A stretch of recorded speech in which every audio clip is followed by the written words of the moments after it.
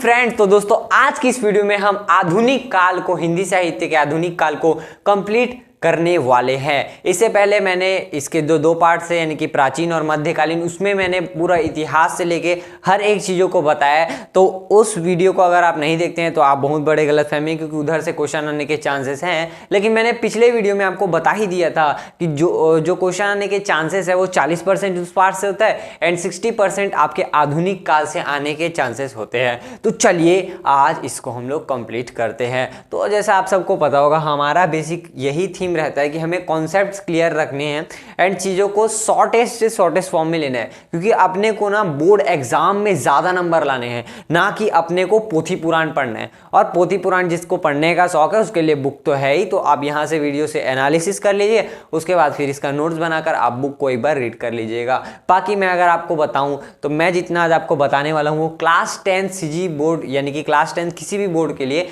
Enough होने वाला है। तो बने रहेगा वीडियो में। चलो वीडियो को स्टार्ट करते हैं। तो देखो भाई, इस आधुनिक काल को हम जो है गद्य काल के नाम से भी जानते हैं, ऑब्वियस है, क्योंकि यहाँ पे गद्यांश यानी कि बेसिकली कविता वगैरह का जो क्षेत्र था वहाँ पर उसे छोड़कर गद्यांश यानी कि थोड़े बड़े बड़े पैराग्राफ्स में चीज़ों को लिखने का स्टार्ट किया गया, जिस कारण से इसे गद्य काल या आधुनिक काल कहा जाता है। इसका एरा आप सबको पता होगा कि टिल हमने जहाँ से छोड़ा था उससे अब तक, यानी कि समथिंग अराउंड 1700 से अब तक जो भी चीज़ें चल रही है वो आधुनिक काल के अंदर आती है।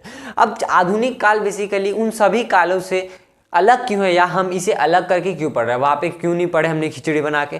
तो इसका मेन कारण ये होता है क्योंकि जो आधुनिक काल है ना, वहाँ से हमारे जो हिंदी साहित्य है उसका चहुमुखी विकास देखने को मिलता है, यानी चारों तरफ से उसमें विकास देखने को मिलता है। अब ये विकास किस तरीके से होता है, अब जरा लेट अस टेक एग्जांपल। जैसे कि आपको पता होगा कि जो हिंदी साहित्य है, जब हम अंग्रेजों, मतलब जब हम इतिहास में थे तो राजा महाराजाओं के बारे में लिखा जाता था। लेकिन जब हम जैसे जैसे आधुनिक काल में फिर हम क्या किए, सोसाइटी बसाए। सोसाइटी में हम किस तरीके से वेल एजुकेटेड रहते हैं, ठीक है। फिर हमारे ब्रिटिश कॉलोनी बना, तो उसके अकॉर्डिंग हम फिर समाज सुधार के लिए क्या क्या देश के लोगों को जागरूक करने के लिए कि तुम अभी गुलाम नहीं हो, हर एक आदमी का राइट होता है, ठीक है। तो जैसे आपने हिस्ट्री में पढ़ा होगा ना, हिटलर बोलता था 1 पीपल 1 कमांडर एंड 1 लीडर करके, मतलब कि कहीं ना कहीं वो गलत था, यानी कि लीडरशिप वाली भावना वही कर सकता है जिसे हमने चुना हो, जिसे हम डेमोक्रेसी के नाम से जानते हैं। तो इसी तरीके से मतलब ना लोगों को उत्साहित करने के लिए, लोगों के लिए कुछ नया लिखने के चक्कर में इन्होंने कुछ नया ही लिख दिया और उसी को बोला गया आधुनिक काल। यानी कि इसमें चारों तरफ से विकास होगा, यानी इसमें सुख दुख भी बांटा जाएगा और टशन जशन भी होगा, मतलब मार धारो होगा और सब चीज़ हम सुख दुख बांटेंगे एक दूसरे से, ठीक है। तो इसलिए हम इसे चहुमुखी विकास के कहते हैं। इसमें बेसिकली खड़ी बोली कहा गया। अच्छा, आपको एक चीज़ देखिएगा, जो चीज़ ना नॉर्मल होती है, यानी कि जो चीज़ कैजुअल होती है, कैजुअल तो नहीं कहना चाहिए, मतलब जो चीज़ आसान होती है ना उसे लोग जल्दी से जल्दी एप्लीकेबल कर लेते हैं। जैसे आपको ना राम भगवान से मानने वाले ज़्यादा मिलेंगे कृष्ण भगवान को। कृष्ण भगवान को क्यों ज़्यादा मानते हैं, तो कृष्ण भगवान क्या है ना, थोड़े से चंचल, थोड़े से क्या बोलते हैं, थोड़े से एकदम, मतलब समझ जाओ कि थोड़े से चंचल स्वभाव के ही रहते हैं। और अगर हम राम भगवान की देखें तो वेल डिसिप्लिन, तो उन्हें मानना ना थोड़ा मुश्किल हो जाता है। यही आप अगर बौद्ध जैन धर्म भी देखेंगे तो उनमें भी जो शाखाएं रहती है उसमें ज़्यादातर मानने वाले वही मिलते हैं जिनमें ज़्यादातर छूट आपको मिल जाती है। तो कहने का इन द सेंस ये है, जो चीज़ सिंपल होती है ना वो सबके लिए शॉर्ट एंड स्वीट होती है, तो उसी को अपनाना सब लोग चाहते हैं। तो यहाँ पर हमने क्या किया है, खड़ी बोली का उपयोग किया। अब समझिए, खड़ी बोली के आने से ना जो लोग पढ़ भी नहीं पाते थे वो लोग अब उसे मजे के लिए पढ़ने लगेंगे और यहाँ पर से इसका विकास होना स्टार्ट हो जाएगा। इसका नया दृष्टिकोण हो जाएगा। नया दृष्टिकोण किस तरीके से कि अब हम राजनीतिक सामाजिक सुधार के बारे में बात करेंगे। यानी कि उस समय क्या होता था, सिर्फ राजा के बारे में लिखा जाता था, राजा ये है, राजा वो है, राजा ने ये मार दिया, वो कर दिया। लेकिन अभी हमको क्या लिखना है, हमें लिखना है राजनीतिक समाज सुधार, यानी कि समाज, यानी कि जो हमारा सोसाइटी है, सोसाइटी को सुधारने के लिए क्या क्या चीज़ें करनी चाहिए उन सब का ज्ञान यहाँ पे दिया जाएगा। अब ये जो काल होता है इसके प्रवर्तक हम भारतेंदु हरिश्चंद्र को कहते हैं और इनका तो एक अलग से युग भी चलता है भैया। भारतेंदु हरिश्चंद्र का तो अलग ही फैंटेसी है, उनकी अलग ही वर्ल्ड चल रहा है, ठीक है। तो ये तो था क्या ओवरव्यू कि आधुनिक काल हम इसे क्यों कहते हैं एंड बेसिकली आधुनिक काल का एसेंस क्या होता है। अगर आपको ज़्यादा पढ़ना है तो आप बुक में पैराग्राफ दिए उससे आप रीड कर सकते हैं। अब आधुनिक काल कितने चरण में है, आधुनिक काल के हम चरण तो नहीं बोलते इसे, हम आधुनिक काल के इसे टाइप्स बोल सकते हैं। मतलब कि आधुनिक काल में भी ना कुछ लिखने के तरीके थे और उन लिखने के तरीकों में भी ना वेरिएशंस थी। जैसे लिखने का तरीका इन द सेंस कि सब में ये चीज़ आपको कॉमन ही दिखेगी, लेकिन कोई आदमी एग्जाम्पल डिफरेंट लेके या कोई आदमी भाषा डिफरेंट यूज करके, मतलब शब्दों शब्दों का खेल होता है ना, वैसा वाला सिस्टम। तो शब्दों शब्दों का खेल करके हम उसे 6 भाग में बांटते हैं। पहला है भारतेंदु हरिश्चंद्र जी का युग, जिसमें वो अपने बारे में बताते हैं एंड समथिंग अराउंड राजनैतिक चीज़ों के बारे में। फिर उन्हीं से थोड़ा सिमिलर रहता है लेकिन थोड़ा डिफरेंस मिल जाता है द्विवेदी युग में। उसके बाद छायावाद, प्रगतिवाद, प्रयोगवाद, और जो नई कविता है वो थोड़ा इंपॉर्टेंट हो जाएगा। अगर मैं आपको बोलूं कि अगर आप 2025 में एग्जाम देने के लिए जा रहे हैं तो मैं गारंटी आपको दे सकता हूं कि छायावाद, प्रगतिवाद या प्रयोगवाद से एक क्वेश्चन आपको देखने को मिलेगा और यहाँ पर आपका नई कविता इंपॉर्टेंट हो जाएगी अगर 2025 में अगर आप एग्जाम दे रहे हो तो। ठीक है, तो इसको आप नोट कर लीजिए। अब हम लोग बढ़ते हैं क्या भारतेंदु युग की ओर, जहां पर हम उसके बारे में पूरी जानकारी ले लेते हैं जो एग्जाम्स के लिए ज्यादा इंपॉर्टेंट हो जाते हैं। आपके बुक में ना एकदम पोथी पुराण टाइप का लिखा होगा, अरे यार ऐसा है ऐसा है ऐसा करके, मतलब वैसा आपको पढ़ना ही नहीं है। मैंने यहाँ पर बेसिक सब फॉर्मेट आपके लिए बना लिया, हम किस तरीके से पढ़ने वाले हैं। बेसिकली देखो, या तो आपको क्वेश्चन क्या आएगा, देखो या तो आपको 2 नंबर का क्वेश्चन ये आएगा कि भाई बताइए इसका दीर्घ संदर्भ दीजिए कि भारतेंदु युग क्या था। तो उसमें भी आपको लिखने के लिए कुछ 3 पॉइंट्स का याद रखना पड़ता है। उन्हीं 3 पॉइंट्स को आपको सेंटेंसेस में जोड़कर लिखना रहता है, क्योंकि 2 नंबर का रहता है। 4 से 4 लाइन भी हो गया तो आपका पर्याप्त हो जाता है। और सेकंड टाइप के क्वेश्चन क्या आते हैं, भाई विशेषता बताइए भारतेंदु युग के किन्हीं 3, तो आप 3 हैं तो आप 4 याद करके जाइएगा। हो सकता है पेपर में कोई एक भूल जाए तो फिर एक वो काम आ सकता है। मतलब ऐसा है कि हम कोई रिस्क नहीं लेना चाहते हैं। ठीक है, तो भारतेंदु युग में बेसिकली क्या हुआ था, तो आप ऐसे कैसे लिखोगे, 2 नंबर का क्वेश्चन बनाने। भारतेंदु युग को क्या बोलते हैं, इतिहास हिंदी साहित्य का प्रवेश द्वार कहा जाता है। इसमें खड़ी बोली का विकास हुआ है। इसमें राष्ट्रीय प्रेम, समाज सुधार इत्यादि भावनाएं उजागर हुई एवं सामाजिक चेतना का विकास हुआ। इस तरीके से आपको कुछ इसको बनाकर लिखना है। तो बनाने के लिए अगर आपको ये 3 पॉइंट्स याद है, विशेषताएं याद है, तो आप आराम से उसका ब्रीफ डिस्क्रिप्शन बना सकते हैं। या फिर आप ऐसा भी कर सकते हो कि आपको इनमें से कोई पॉइंट याद नहीं है तो ये लिख सकते हो कि भारतेंदु युग को ही हिंदी साहित्य का प्रवेश द्वार कहा जाता है। ये भी इसकी एक विशेषता होती है। ठीक है, तो यही होता है। विशेषताएं में क्या लिखा, इसमें अंधविश्वास और कुरीतियों का विरोध किया। देखो जैसे जैसे ना समाज आगे बढ़ता जाता है वैसे वैसे उनकी मेंटालिटी भी आगे बढ़ने जाती है। जैसे कि आप देखोगे कि जब आप बचपन में छोटे थे ना, तो आपने देखा होगा कि दादी दादा लोग मतलब कि ना नौकरों के प्रति थोड़ा दुर्व्यवहार रखते थे। लेकिन आज के समय में जो नौकर रहेंगे आपके घर में, जो मेड रहेगी वो काम करते रहेगी, आप देखोगे कि वो एक फैमिली मेंबर की तरह हो जाती है। तो रीज़न ये होता है ना कि जैसे जैसे समाज बढ़ता है लोगों की मेंटेलिटी भी धीरे धीरे बढ़ते जा रही है। तो वहाँ पर ना वो जो उन्हीं मेंटेलिटी को बढ़ाने के लिए ऐसे कुछ विद्वान हैं जिन्होंने ये सब चीज़ों के बारे में लिखा कि अंधविश्वास कुरीतियों का विरोध है। और ऑब्वियस है कि आधुनिक काल का पहला युग है, तो आपको याद भी रहना चाहिए कि आधुनिक काल मतलब क्या हो रहा है, कुरीतियों अंधविश्वासों का विरोध हो रहा है। तो पहले में भारतेंदु युग में ये हो जाएगा। सेकंड चीज, सामाजिक चेतना का विकास। वो ऑब्वियस है कि सामाजिक चेतना का विकास होना ही था, क्योंकि जब आप राष्ट्रीय कुरीतियों को हटा देंगे, आप ईर्ष्या द्वेष नहीं करेंगे एक दूसरे के साथ, तो ऑब्वियस है भाई कि समाज में सब भाईचारा से रहेंगे तो सामाजिक चेतना तो बढ़ेगा ही। एंड तीसरा चीज, राष्ट्र प्रेम का जो भावना है वो आ जाता है। क्यों, देखो भारतेंदु युग में जो भी कला लिखी जाएगी वो राष्ट्रीय चेतना के द्वारा लिखे। जैसे आपने देखा होगा जनतंत्र का जन्म, उसमें कैसे लिखते हैं एकदम ज्यादा भड़काऊ, जैसे कहाँ है वो जो आज लोगों की जीभ कहाँ कट गई है। ठीक है, आज ये भूडोल बवंडर आएगा जब जनता आक्रोश में आएगी, तो आक्रोश वगैरह मतलब थोड़े थोड़े ना करुण रस की इसमें भावना देखने को मिलती है। तो आप इसमें ये भी लिख सकते हो कि करुण रस की जो अधिकता है, ऐसा करके भी लिख सकते हो। या इसमें चौथा पॉइंट मैंने लिखा है कि अंग्रेजी शिक्षा का विरोध, यानी यहाँ पे अंग्रेजों का विरोध हो रहा था। और अगर आप जरा दिमाग लगा कर देखें तो ये 1850 से लेके 1900 तक चलता है। इसी दौरान 1857 की क्रांति भी होती है। अगर आपको कुछ इतिहास में इंटरेस्ट होगा तो 1857 की क्रांति होती है। तो आप समझिए कि जहाँ पर क्रांति होगी वहाँ पे तो अंग्रेजी शिक्षा का विरोधी होगा। तो इसको याद करना कितना ईजी है। तो अब आप इसका स्क्रीनशॉट लीजिए। फ्रेंड्स, जाने से पहले हमें इस युग के किन्हीं 2 लेखकों के नाम याद करने होंगे और उनकी कुछ रचनाएं याद करनी होगी। एक रचना और एक लेखक के नाम, दो लेखक के नाम और 2 रचना।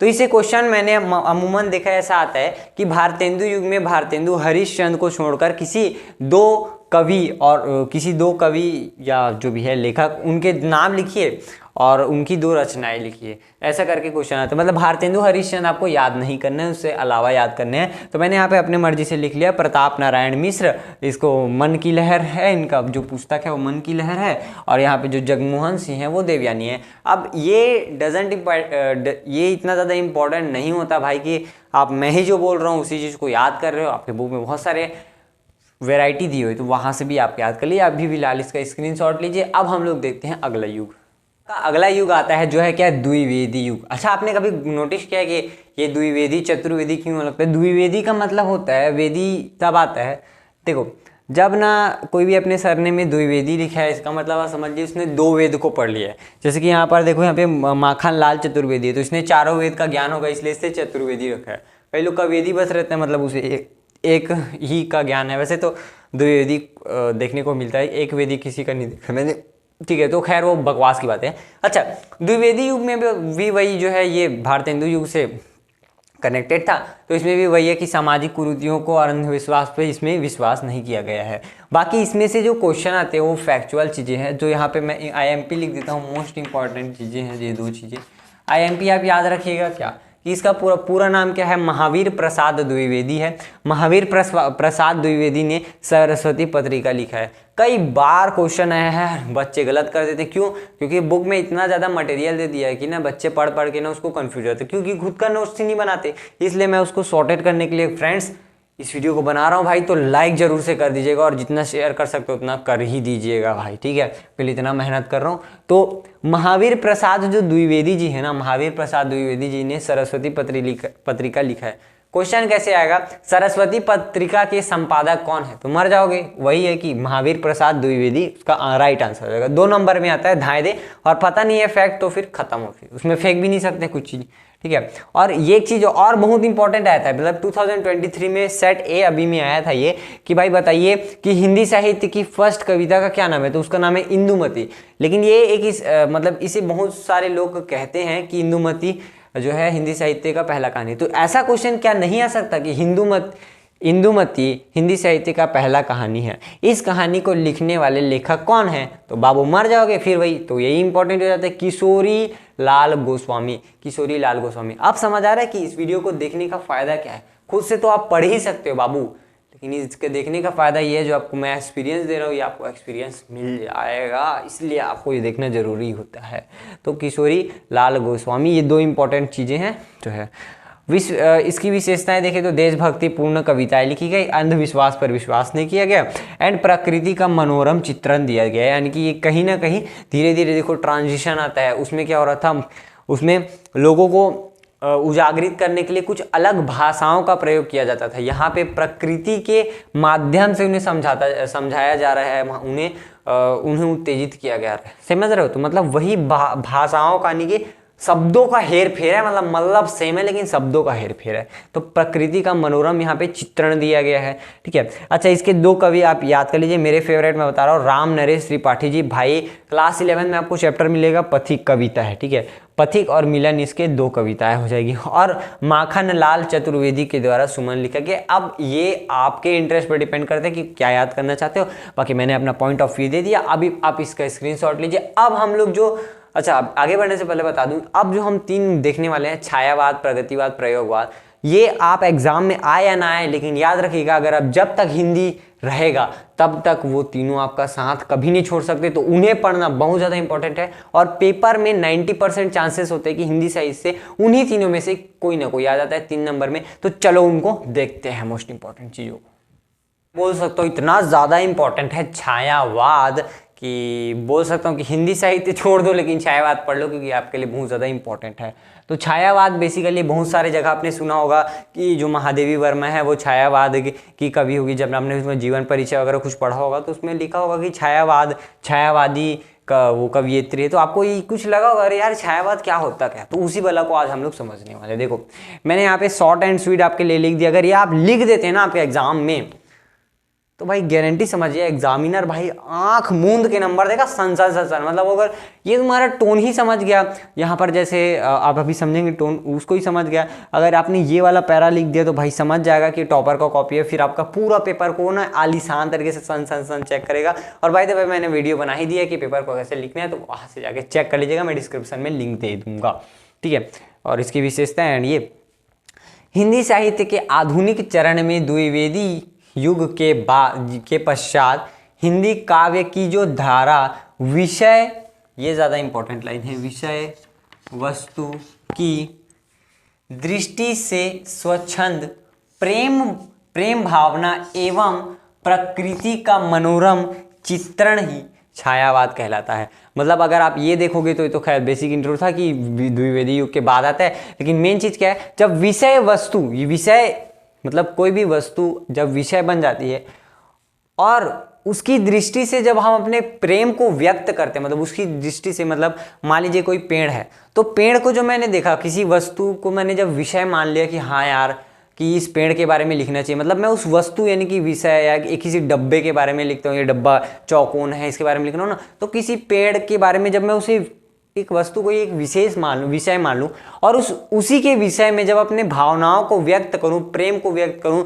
कि उसका प्रकृति कैसा है, देखिए जब हवा चलती है तो पेड़ किस तरीके से लहराती है, तो उसी जो भावना होती है ना, उसी की धाराओं को छायावाद कहा जाता है। मतलब मैं उसमें उसकी ब्यूटी को बताऊंगा, अरे यार ये ट्री बहुत ज़्यादा ब्यूटीफुल लग रहा है, यहाँ पे तो इसके जो पत्ते हैं कैसे धीरे धीरे लहरा रहे हैं, इसी को बोलते हैं छायावाद की कवि। मतलब कि जब कभी भी आप किसी भी नेचुरल चीज़ को अपने भावनाओं में, प्रेम भावना से व्यक्त करोगे तो उसी को बोला जाएगा छायावादी कविता या फिर आपकी कहानी।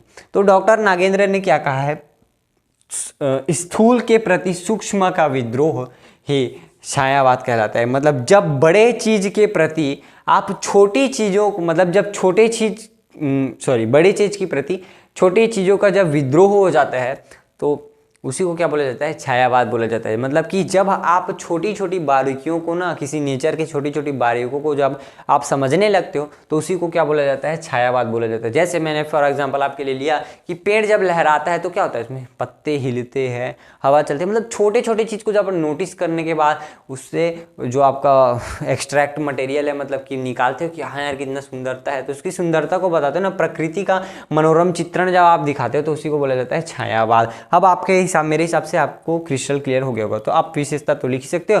प्रकृति का मानवीकरण किया गया है, व्यक्तिगत भावनाओं की प्रधानता, वैसे कि जो हम सोचेंगे वही बताएंगे ना, कि ये पेड़ ऐसा है, सूखा है कि क्या है, ठीक है। और नारी सौंदर्य का सूक्ष्म चित्रण, यहाँ पे स्त्रियों का सूक्ष्म चित्रण। आपने ज़्यादातर देखा होगा तो पुरुष को ना हमारे जो जब कभी भी हम कला के क्षेत्र में कहते हैं तो पुरुष को ना कठोर चीज़ या निरंतर आगे बढ़ने वाला ऐसा टाइप से चीज़ों में संबोधित करते हैं। लेकिन जो महिला होती है उन्हें सॉफ्ट, या फिर जो पानी है जिस तरीके से वो स्थिर रहती है, एकदम धैर्यवान होती है, उसी तरीके से दिखाया जाता है। तो इसी के अकॉर्डिंग इसमें बोला गया नारी सौंदर्य का सूक्ष्म चित्रण, छोटा सा इसमें चित्रण किया जाता है। और अगर बात करें इनकी कवि और कवियत्री की, तो महादेवी वर्मा तो भाई इनमें लेजेंड है, और उनका जो कविता है वो है नीरज। और जो सुमित्रा नंदन पंत का भी आपने नाम सुना होगा, तो वो उन्होंने क्या लिखा है, वीणा लिखा है, वीणा पुस्तक लिखा है। तो ये है कि आपका छायावाद। तो देखा दोस्तों कि आपको जो इतना बड़ा चीज़ था उसको मैंने कितने छोटे तरीके से बता दिया है। तो यही है इस वीडियो को देखने का फ़ायदा। तो चलिए भाई इसका स्क्रीनशॉट लीजिए। अब हम लोग बढ़ते हैं नेक्स्ट जो है क्या, प्रगतिवाद। फ्रेंड्स जो नेक्स्ट आपका धारा है वो है क्या, प्रगतिवाद। प्रगतिवाद भी बहुत ज़्यादा इंपॉर्टेंट होता है, तो चलिए समझते हैं। देखो प्रगतिवाद का मतलब क्या होता है, प्रगति के शब्द का अर्थ होता है आगे बढ़ना, किंतु राजनीति या फिर साहित्य के क्षेत्र में जो मार्क्सवाद है ना, अब देखो यहाँ पे आपको मार्क्सवाद के बारे में समझना होगा। देखो आपने हिस्ट्री में कार्ल मार्क्स के बारे में सुना होगा। कार्ल मार्क्स क्या थे, एक सोशलिस्ट थे, मतलब वो सोशलिस्ट रिफॉर्मर थे। वो क्या कहते थे कि भाई यहाँ पर जो हमारा लीडर है, यानी कि जो हमारा राजा है, वो क्या कर रहा है, अपने फायदे के लिए देश को चला रहा है, मतलब वो एक सुप्रीम कमांडर की तरह है। तो उनका कहना था कि समाज में ना गरीब वर्ग है और जो अमीर वर्ग है, ऐसा कोई भावना ही नहीं होनी चाहिए, सारे जन तो एक ही हैं। भगवान ने हमारे में एक ही जीव दिया है, हमारे अंदर एक ही पोटेंशियल दिया है, तो फिर हम अलग अलग जन्म के आधार पर अपने आप को अलग अलग क्यों बांटते हैं। इसी के बारे में जो कार्ल मार्क्स कहते थे। तो वही जो कार्ल मार्क्स का जो विचारधारा रहती है ना, वही प्रगतिवाद कहलाता है। किसके क्षेत्र में, साहित्य के क्षेत्र में।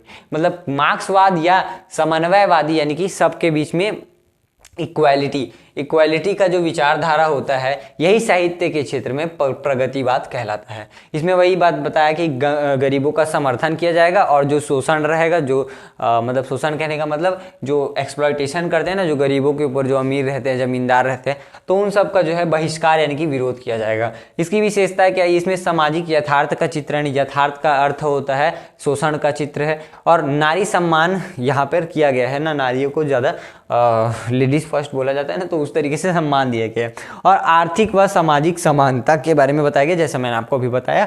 और इसके मुख्य कवि भाई लेजेंड यार नागार्जुन जी, जिन्होंने युग धारा लिखा है। नागार्जुन, अच्छा आप कमेंट करके बताइए कि क्लास 10 में नागार्जुन का एक कविता है बहुत ज़्यादा इंपॉर्टेंट, जिसमें चकवा चकवी के बारे में भी बताया गया है, तो उसको आप बताएंगे। जिसमें आपको एक हिरण के बारे में, कस्तूरी हिरण के बारे में भी बताया गया, उस चैप्टर का आप नाम लिखेंगे। देखते हैं कि हिंदी में किसकी कितनी पहुंच है, ठीक है। तो नागार्जुन के द्वारा ये लिखा गया। एंड त्रिलोचन को भी धरती ने, देखो कभी भी जब किसी चीज़ को याद कर रहे हो ना, तो उसमें कुछ निमोनिक्स जरूर जोड़ दिया करो। जैसे मैंने इसको देखा था त्रिलोचन, देखो भाई त्रिलोचन मतलब जिसके 3 आँख है, तो जो 3 आँख है वो तो धरती को हर जगह से देख सकता है, और धरती को पीछे से देख सकता है, आगे से भी देख सकता है, मतलब त्रिलोचन तो धरती को देख सकता है। और जिसके 3 आँख है, ऑब्वियस ही बात है कि वो प्रगति तो देखेगा ही।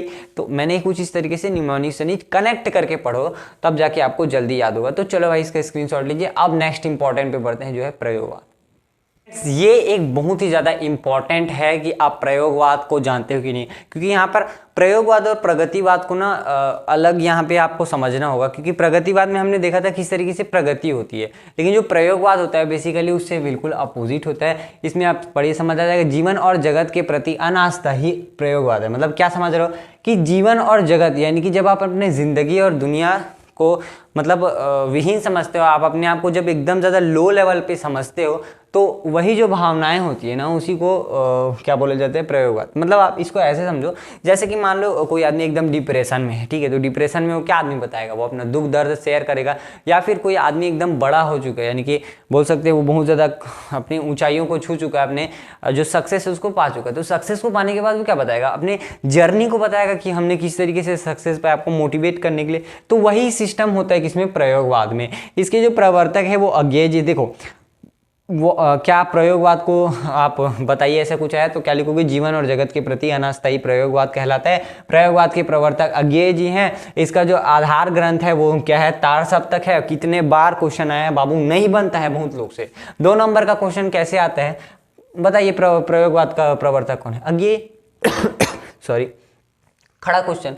वैसे ही पूछेगा प्रयोगवाद का आधार ग्रंथ क्या है, तार सप्तक, नहीं बनेगा। ये किससे बनता है, टॉपर से बनता है। टॉपर क्योंकि पूरे बुक को पढ़ के जाता है और नोट्स बनाता है।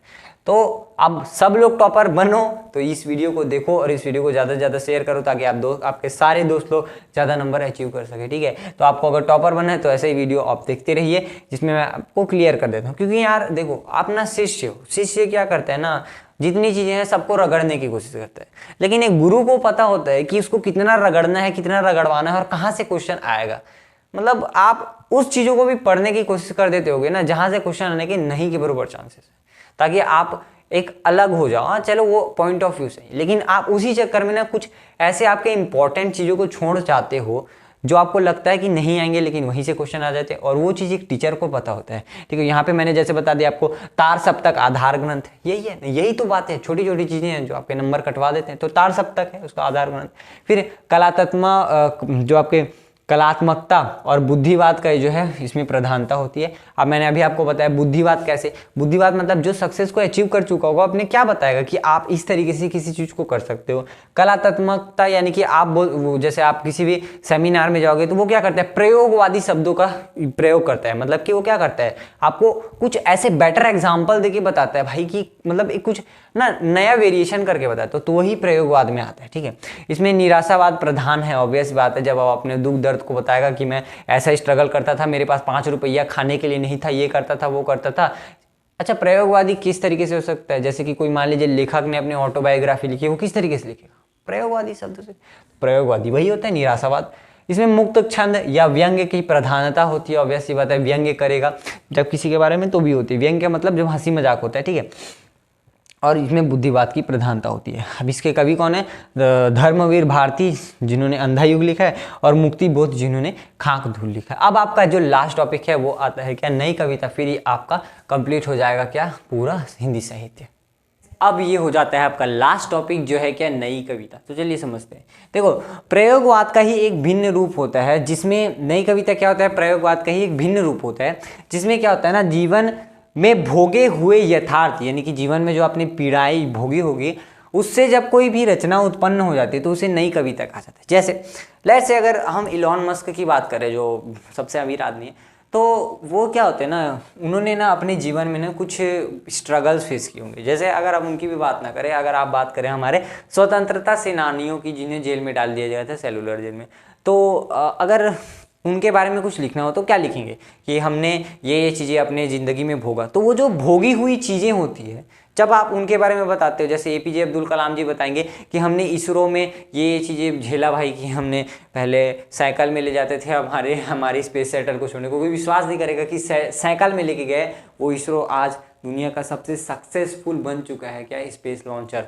तो वो क्या बताएंगे? अपनी जर्नी को बताएंगे। तो जो भोगी हुई यथार्थ से उत्पन्न जो रचनाएं हो जाती हैं, मतलब भावनाओं में जो उत्पन्न हो जाती है ना रचना, ठीक है, भावनाओं में बह जाते हो, तो वही वाली जो रचनाएं होती है उसी को क्या बोला जाता है? नई कविता बोला जाता है। इसमें नए प्रतीकों का प्रयोग किया जाता है। ऑब्वियस है कि जैसे जैसे अब आप अपने भावनाओं को बता रहे हैं, तो इसमें आप अपने दुख दर्द को शेयर करोगे, तो मतलब नए प्रतीकों का प्रयोग होता है। इसमें क्षणवाद की प्रतिष्ठा होती है, ठीक है, और इसमें लघु मानववाद के बारे में बताया गया। इसके कवि हैं दुष्यंत कुमार, जिन्होंने आवाज़ों के घेरे लिखे, एंड श्रीकांत वर्मा जिन्होंने मायादर्पण लिखा है।